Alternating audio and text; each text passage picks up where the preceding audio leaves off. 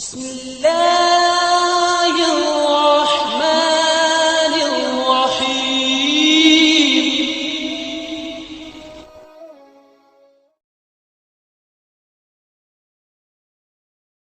سورہ الفتح، یہ سورہ مبارک الفتح کے نام سے موسوم ہے، جو کہ اس کی پہلی آیت میں مذکور ہے۔ یہ اس کا نام بھی ہے اور اس میں بیان کیے گئے مضامین و مطالب کا عنوان بھی یہی ہے۔ یہ 4 رکوع و 29 آیات پر مشتمل ہے۔ زمانہ نزول اس بات پر سب علماء متفق ہیں کہ یہ سورہ ماہ ذی الحجہ 6 ہجری میں اس وقت نازل ہوئی جب سرور عالم صلی اللہ علیہ وسلم حدیبیہ کے مقام پر مشرکین مکہ سے صلح کا معاہدہ کرنے کے بعد مدینہ طیبہ واپس جا رہے تھے۔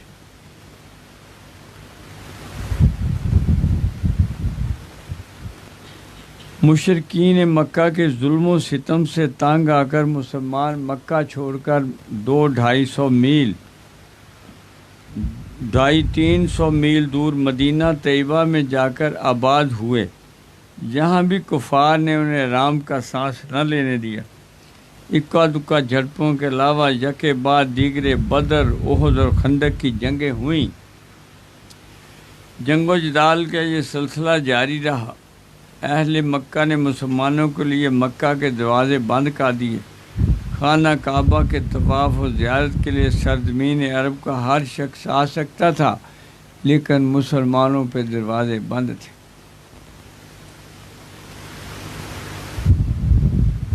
وہ جو اتنا پیار کرتے تھے اور مکہ پاک کی اہمیت تھی حرم پاک کی، اس وجہ سے صحابہ کے دل بڑے رویا کرتے تھے کہ کسی طرح ہم بھی طواف کریں۔ ایک حصے کے طور پہ تو کہا گیا کہ جو مسجد قباء میں 2 نفل پڑھے گا اس کو عمرے کا ثواب ہوگا۔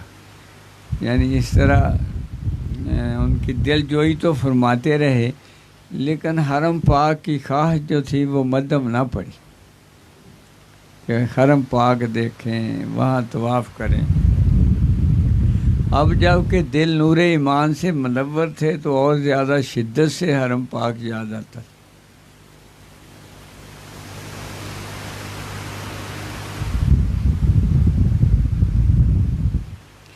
ایک روز نبی کریم صلی اللہ علیہ وسلم نے اپنے صحابہ کو یہ خوشخبری سنائی کہ میں نے خواب دیکھا ہے کہ ہم امن و سلامتی کے ساتھ مسجد حرام میں داخل ہو رہے ہیں۔ یہ سن کر صحابہ کرام کی خوشی کی حد نہ رہی۔ انہوں نے اللہ کریم کی حمد و شکر کے نعرے بلند کیے اور یہ خبر آنے واحد میں سارے شہر میں پھیل گئی۔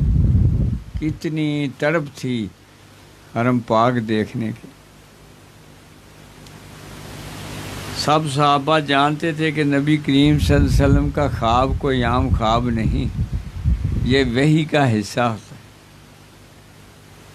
اس میں ہماری درینہ آرزو کے باہر آنے کی بشارت دی گئی ہے۔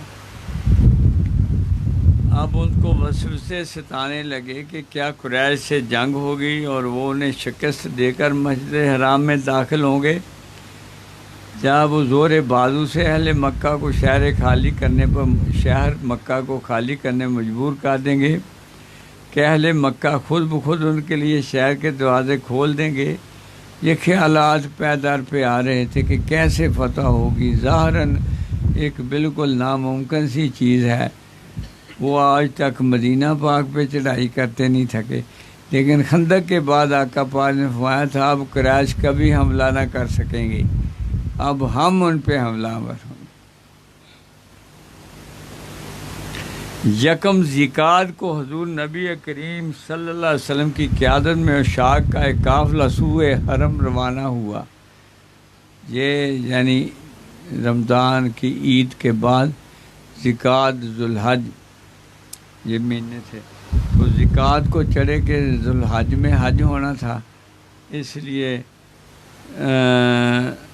1400-1500 کے درمیان عشاق کی تعداد تھی۔ 70 اونٹ قربانی کے ساتھ تھے۔ ان کے گلوں میں وہ نشانی جو ڈالی ہوئی تھی کہ یہ قربانی کے اونٹ ہیں۔ تو سب نے عمرہ کا احرام باندھا. ان کے پاس ایک ایک تلوار تھی جو میان میں بند تھی، اس کے علاوہ کوئی ہتھیار نہ تھا. ازواج مطہرات میں سے حضرت ام سلمہ عنہا کوئی سفر میں حضور کی ہم رکابی کا اعزاز نصیب ہوا.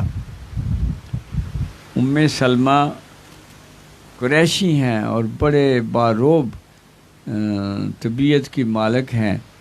یہ غزوہ احد بدر تک یہ حجاتی میں تھیں. آپ کو خون کی بوتل حضرت پاک نے دی تھی کہ یہ مٹی جس دن سرخ ہو جائے گی سمجھنا میرا حسین جو ہے وہ شہید ہوگی.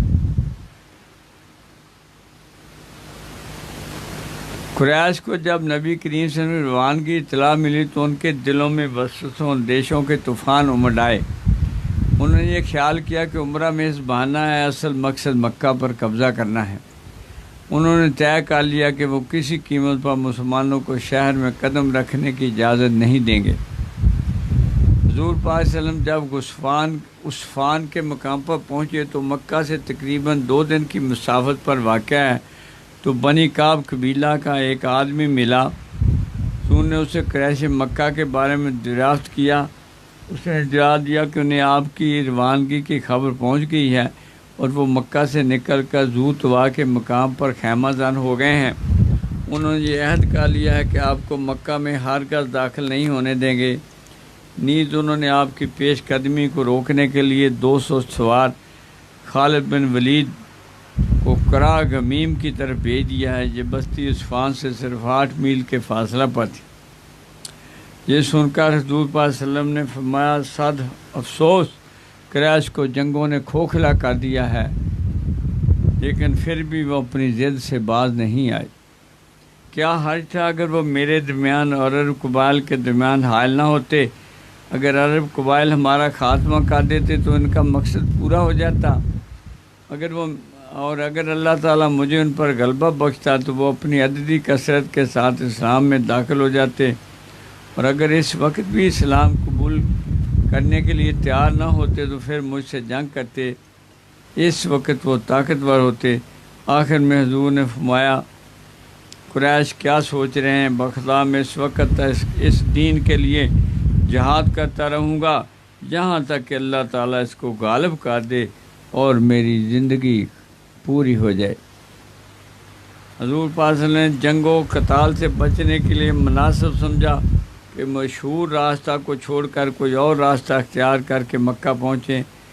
حضور پاک نے پوچھا تم میں سے کوئی ایسا شخص ہے جو کسی غیر معروف راستہ سے ہمیں مکہ لے جائے؟ ایک شخص نے حامی بھال لی.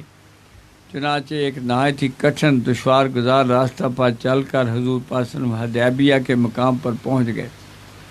یہ جگہ حرم شریف کی سرحد پر واقع ہے. اس طرح خالد کے گھوڑ سوار دستے سے ٹکراؤ ٹل گیا اور قریش کی یہ تدبیر ناکام ہو گئی کہ مسلمانوں کو راستہ میں ہی الجھا دیا جائے. نبی مکرم صلی اللہ علیہ وسلم جب حدیبیہ کے مقام پر پہنچے تو حضور کی ناکہ کسوہ خود ہی بیٹھ گئی. لوگوں نے خیال کیا کہ تھکاوٹ کی وجہ سے بیٹھ گئی ہے. نبی کریم صلی اللہ علیہ وسلم نے فرمایا نہیں، اس ذات نے آگے بڑھنے سے روک دیا ہے جس نے ہاتھیوں کو مکہ جانے سے روکا تھا. حضور نے حکم دیا کہ یہیں فروکش ہو جاؤ. لوگوں نے عرض کی یا رسول اللہ یہاں تو پانی کی ایک بوند نہیں، سارے کنویں خشک پڑے ہیں. یہاں لشکر اسلام قیام کیا تو پانی کی نجب کی وجہ سے بڑی تکلیف ہوگی.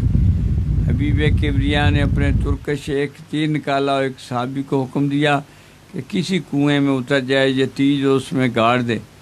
اس نے تعمیل ارشاد کی. تیر گاڑنے کی دیر تھی کہ پانی جوش مار کر ابلنا شروع ہو گیا اور دیکھتے ہی دیکھتے کنواں بھر گیا. قریش بضد تھے کہ وہ کسی قیمت پر آقا پاک کو آگے نہیں بڑھنے دیں گے. حضور کی خواہش تھی کہ جنگ نہ ہونے پائے اور سارے معاملات حسن و خوبی سے طے ہو جائیں. اسی اثناء میں بدیل بن ورقہ جو بنی خزاع قبیلہ کا سردار تھا اپنے چند ساتھیوں کے ساتھ آقا پاک کی خدمت میں آیا. حضور سے یہاں آنا کا مقصد پوچھا. حضور پاک سے بتایا کہ ہم حج کے ارادے سے نکلے ہیں، بیت اللہ شریف کی زیارت کا شوق ہمیں لے آیا ہے. جنگ کرنے کا ہمارا قطعاً کوئی ارادہ نہیں ہے، نہ ہی ہم کسی بہانے سے مکہ پر قابض ہونا چاہتے ہیں۔ احرام کی 2 چادریں ہمارے زیب تن ہیں، قربانی کے جانور ہمارے ساتھ ہیں۔ کیا جو یہ باور کر سکتے ہو کہ ایک تلوار لے کر ہم تمہارے ساتھ اتنی مسافت دور سے جنگ لڑنے آئے؟ بدیل کو اطمینان ہو گیا، چنانچہ وہ اہل مکہ کے پاس گیا، انہیں جا کر سمجھایا کہ وہ صرف طواف کعبہ کرنے آئے ہیں، جنگ نہیں۔ چنانچہ چند قبائل جنہیں احابیش کہا جاتا تھا مکہ کے نواح میں آباد تھے، قریش کے ساتھ ان کا دوستانہ معاہدہ تھا۔ مسلمانوں کا مقابلہ کرنے کے لیے اہل مکہ کو ان کی بڑی ضرورت تھی۔ یہ لوگ بلا کے تیر انداز و جنگجو تھے۔ اہل مکہ نے ان کے سردار حلیس بن علقمہ کو اپنا نمائندہ بنا کر آقا پاک کے پاس بھیجا۔ ان کا خیال تھا کہ اگر حضور نے اس کی بات نہ مانی تو وہ خود برافروختہ ہو کر مسلمانوں کے خلاف جنگ کرے گا۔ حلیس نے جب یہ منظر دیکھا بہت متاثر ہوا، حضور سے گفتگو کیے بغیر قریش کے واپس آ گیا۔ انہوں نے دیکھا تو بھی وہ تو آئے ہیں حج کرنے اور کوئی ان کا مقصد ہی نہیں ہے۔ تو انہیں آ کے بیان کر دیا کہ نہیں، وہ جنگ نہیں کرنے آئے، آپ خام خواہ جنگ کی بات نہ کرو۔ تو قریش سن کر غیظ و غضب کرنے لگے کہ یہ تو ہمارا مقصد پورا نہیں کر کے آیا۔ وہ کہا، او بدو بیٹھ جاؤ، تمہیں ان چیزوں کا کیا علم ہے؟ الٹا اس کی بےزتی کر دی۔ رئیس غصہ سے بے قابو ہو گیا۔ انہوں نے کہا، ہم نے تمہارے ساتھ اس لیے دوستی نہیں کی تھی کہ تم زائرین کعبہ کا راستہ روکو۔ اگر تم اپنی ضد سے باز نہ آئے تو میں اپنے قبیلہ کے لوگوں کو لے کر یہاں سے چلا جاؤں گا۔ قریش اس کی منت سماجت کرنے لگے کہ ذرا صبر سے کام لو، ہمیں سوچنے کا موقع دو۔ اس کے بعد اہل مکہ نے عروہ بن مسعود ثقفی کو کہا کہ وہ مسلمانوں کے ساتھ جا کر گفتگو کرے۔ وہ بھی کی۔ اس نے معذرت کرتے ہوئے کہا کہ جو سلوک تم نے ان پہلے 2 سرداروں کے ساتھ کیا، میرا بھی وہی حال کرو گے، لہذا میں تو نہیں چاہتا بھی۔ اس نے کہا، نہیں، ہمیں تمہاری دنائی اور فراست پر کلی اعتماد ہے۔ چنانچہ وہاں سے روانہ ہو کر بارگاہ رسالت میں حاضر ہوا، بڑی سلیقہ مندی سے گفتگو کا آغاز کیا۔ کہنے لگا، مکہ آپ کی قوم کا مرکز ہے، اگر آپ ان آوارہ منش لوگوں کی فوج اکٹھی کر کے اس پر حملہ کر کے اس کو ویران کر دیں گے اور یہاں کے باشندوں کو قتل و غارت کریں گے تو پھر یہ داغ کبھی نہیں مٹے گا، قریش کی تباہی کا داغ کبھی نہیں مٹے۔ جب اس نے یہ کہا نا کہ یہ آوارہ منش لوگ، تو حضور ابو بکر صدیق کو جلال آ گئے۔ مایا او لات کے گلیج چیتھڑے، گالی دی تھی، او گندے۔ لات تھی نا عورت، ان کی بتوں میں ایک منات تھا، ایک لات، تو اس کے کہا، او گندے چیتھڑے، تو ان کو آوارہ منش کہتا ہے؟ یہ تو آقا دو عالم صلی اللہ علیہ وسلم کے پالے ہوئے ہیرے ہیں۔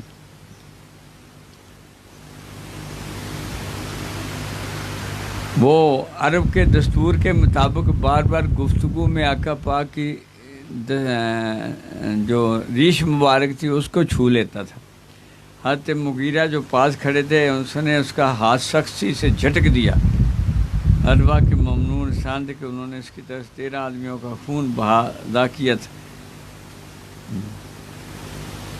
عروہ نے حضور سے تبادلہ خیال کیا، اسے یقین ہو گیا کہ حضور کا مقصد اہل مکہ سے جنگ کرنا نہیں، محض جو ہے وہ حج ہے۔ چنانچہ اسلامی کیمپ میں کچھ وقت گزارنے کے بعد جب واپس آیا تو اس نے اہل مکہ کو اپنے مشاہدات کے نتیجہ سے آگاہ کیا، انہیں یہ مشورہ دیا کہ مسلمانوں کی مزاحمت کا ارادہ ترک کر دیں، انہیں حج و زیارت بیت اللہ سے نہ روکیں، وہ چند دن یہاں ٹھہر کر مدینہ چلے جائیں گے۔ اس نے انہیں یہ بھی بتایا کہ وہ کیسر و کسریٰ کئی دوسرے بادشاہ کے درباروں میں گیا ہے، لیکن جا نثاری کے جو مناظر میں نے اس دربار میں دیکھے ہیں وہ کہیں نہیں ملتے۔ یہ ظاہراً خاکسار ہیں مگر محبت میں یہ عرش نشیں ہیں۔ کہتا وہ اگر حکم دیتے ہیں پانی کے لیے تو ایک دوسرے سے بڑھ بڑھ کے کوئی وضو کرا رہا ہے، کوئی کچھ کرا رہا ہے. میں نے آج تک کسی بادشاہ میں ادب و تعظیم کے یہ مظاہر نہیں دیکھے.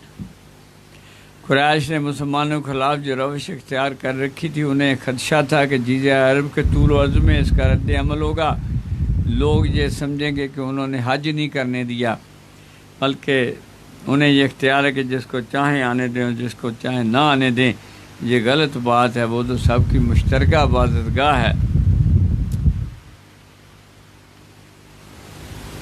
ایک دفعہ رات کی تاریکی میں ان کے 40-50 آدمی اسلامی کیمپ میں گھس آئے اور مسلمانوں پر پتھروں اور تیروں کی بارش شروع کر دی.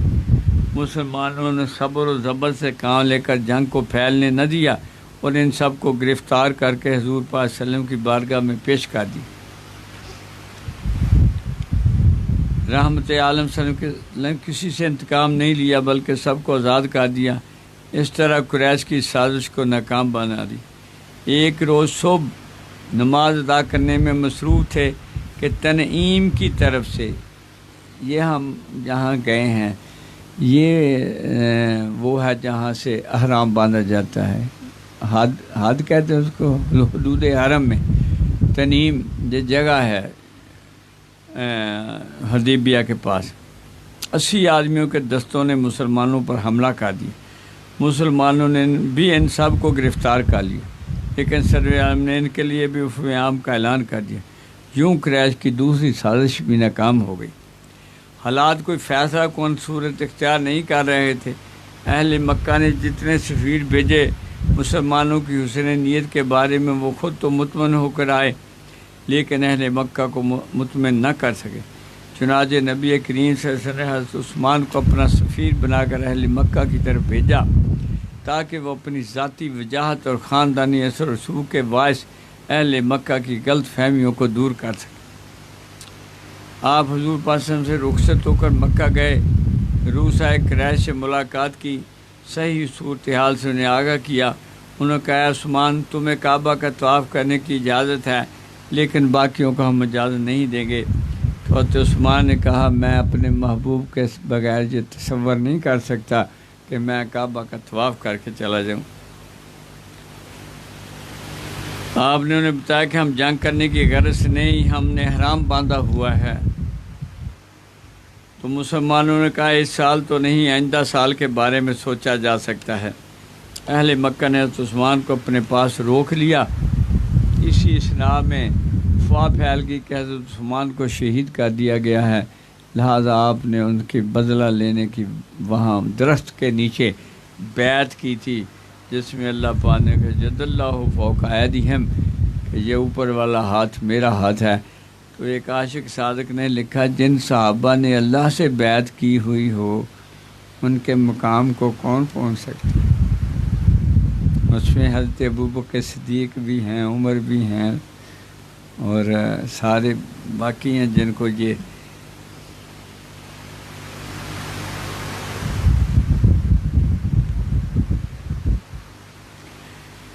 یہاں پہ بے شک راضی ہو گیا اللہ تعالیٰ مومنین سے جب وہ درخت کے نیچے آپ کے دستے حق پرست پر سر دھڑ کی بازی لگانے کی بیعت کر رہے تھے. یہ بیعت تاریخ اسلام میں بیعت رضوان کے نام سے مشہور ہے. آج بھی اس کے تذکرہ سے ایمان کو جلا اور عشق کو نئی توانائیاں نصیب ہوتی ہیں. اس بیعت کی اطلاع جب اہل مکہ کو ملی تو ان کے احسان خطا ہو گئے. جس ہٹ درمی کا وہ اب تک مظاہرہ کر رہے تھے اس کی تندی کفور ہو گئی. انہوں نے صلح کی بات چیت کے لیے سہیل بن عمر کو حضرت عثمان کے ہمراہ نبی کریم سے خدمت میں بھیجا.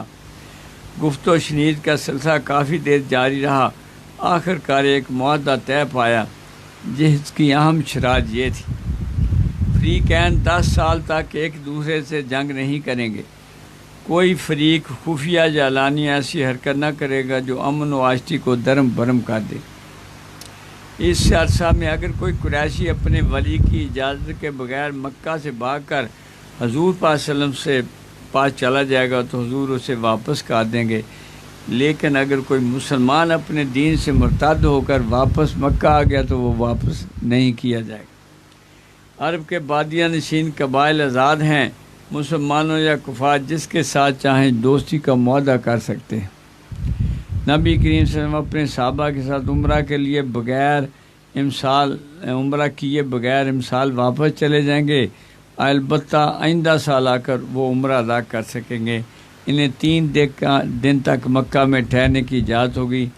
تلوار کے سوا ان کے پاس کوئی ہتھیار نہیں ہوگا، تلوار بھی میان میں رہے گی۔ اہل مکہ ان 3 دنوں میں مکہ سے باہر چلے جائیں گے، لیکن مسلمان جب واپس جائیں گے تو مکہ کے کسی شخص کو ساتھ نہیں لے جائیں گے۔ مسلمانوں نے معاہدہ کی جب یہ شرائط سنی تو ان پر رنج و اندوہ کا گویا پہاڑ ٹوٹ پڑا۔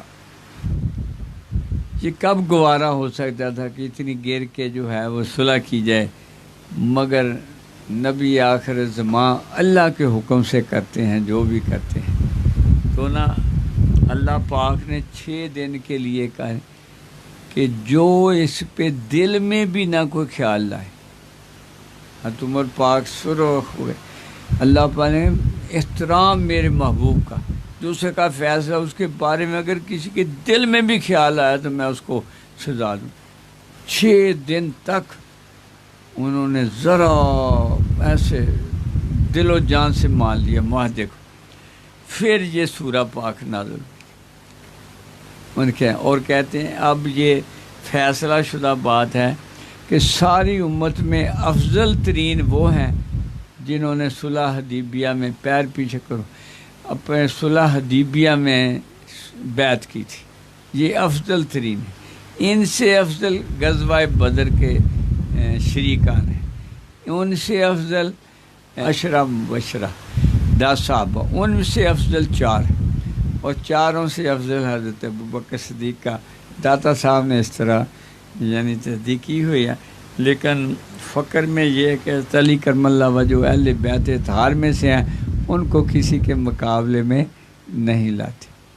حضرت مجدد ثانی فرمایا مجھے عرش دکھایا گیا، وہاں صحابہ کے مقامات دکھائے گئے تو حضرت علی پاک کا مقام تھوڑا اوپر ابھرا ہوا تھا۔ تو یہ یعنی میں نے پھر اس سے یہ نتیجہ نکالا کہ چونکہ وہ اہل بیت ہیں، وہ نسل پاک ہے، تو نسل پاک مریدوں کے ساتھ تو نہیں کمپیئر ہوتا، تو اس لیے حضرت علی پاک کو اس میں کنسیڈر نہیں کرتے۔ تو وہ باقی ساری امت میں سے حضرت ابوبکر صدیق بعد از انبیاء بلند شان ہے۔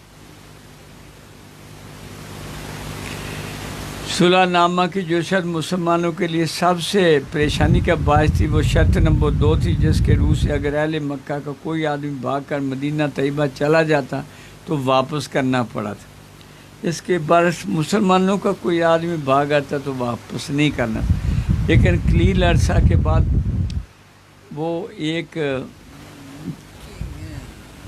قید کیا ہوا تھا،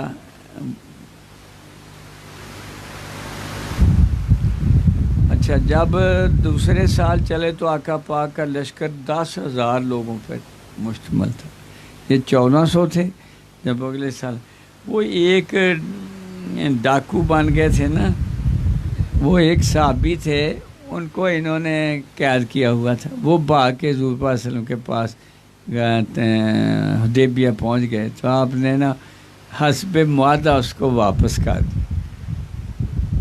وہ بھی کمال درجے کا اور آقا پاک کی بھی کمال شان ہے، یہ ہے نا حق ہونے کی دلیل۔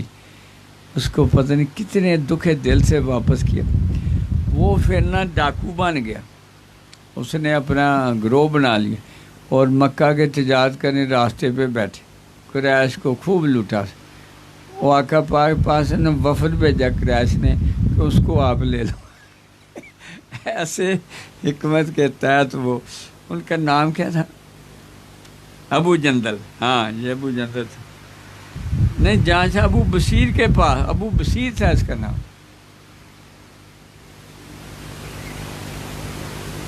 70 آدمی اس کے ہو گئے۔ ابو بصیر کو اپنے ساتھیوں سے وہ مدینہ بلا لیں تو اس طرح بلا لیے۔ اب ہے یہ فتح مبین۔ بسم اللہ الرحمن الرحیم۔ یقیناً ہم نے آپ کو شاندار فتح عطا فرمائی۔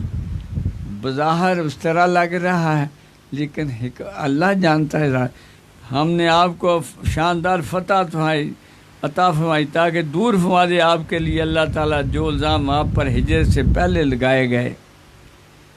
سبحان اللہ۔ اور وہ جو ہجرت کے بعد لگائے گئے اور مکمل فرما دے اپنے نام کو آپ پر، یعنی خوشخبریاں سنائی جا رہی ہیں اور چلائے آپ کو سیدھی راہ پر۔ کیا خوبصورت انداز ہے کہ سیدھی راہ جو ہے وہ بڑا انعام ہے، اور تاکہ اللہ تعالیٰ آپ کی ایسی مدد فرمائے جو زبردست ہے۔ وہی ہے جس نے تعالیٰ اطمینان کو اہل ایمان کے دلوں میں، تاکہ وہ اور بڑھ جائیں قوت ایمان میں اپنے پہلے ایمان کے ساتھ، اور اللہ کے زیر فرمان ہیں سارے لشکر آسمانوں اور زمین کے۔ اللہ تعالیٰ سب کو جاننے والا، بہت دانا، تاکہ داخل کر دے ایمان والوں اور اہل ایمان والیوں کو باغوں میں رواں ہیں جن کے نیچے نہریں، وہ ہمیشہ اس میں رہیں گے، اور دور فرما دے ان سے ان کی برائیوں کو، اور یہ اللہ کے نزدیک بڑی کامیابی، تاکہ عذاب میں مبتلا کر دے منافقوں، مردوں عورتوں کو، مشرک مردوں مشرک عورتوں کو جو اللہ کے بارے میں بڑے گمان رکھتے، انہی پر ہے بڑی بری گردش، اور ناراض ہوا ہے اللہ تعالیٰ ان پر، اور اپنی رحمت سے انہیں دور کر دیا اور تیار کر رکھا ہے ان کے لیے جہنم، اور وہ بہت برا ٹھکانہ ہے۔ اللہ کے زیر فرمان ہے سارے لشکر آسمان اور زمین کے، اور اللہ تعالیٰ سب پر غالب بڑا دانا ہے۔ بے شک ہم نے بھیجا ہے آپ کو گواہ بنا کر اپنی رحمت کی خوشخبری سنانے والا، عذاب سے بر وقت ڈرانے والا، تاکہ اے لوگوں تم ایمان لاؤ اللہ پر اور اس کے رسول پر، اور تاکہ تم ان کی عزت و تحریم کرو اور حکم بجا لاؤ اور پاکی بیان کرو اللہ کی صبح اور شام۔ اے جان عالم، بے شک لوگ آپ کی بیعت کرتے ہیں، در حقیقت وہ اللہ تعالیٰ سے بیعت کرتے ہیں۔ ان الذین یبایعونک انما یبایعون اللہ ید اللہ فوق ایدیہم، اللہ کا ہاتھ ان کے ہاتھوں پر ہے، وہ جو اوپر آپ کا ہاتھ تھا وہ اللہ کا ہاتھ۔ بس جس نے توڑ دیا اس بیعت کو تو اس کے توڑنے کا وبال اس کی ذات پر ہوگا، اور جس نے ایفا کیا اس عہد کو جو اس نے اللہ سے کیا تو وہ اس کو اجر عظیم عطا فرمائے گا۔ صدق اللہ العظیم۔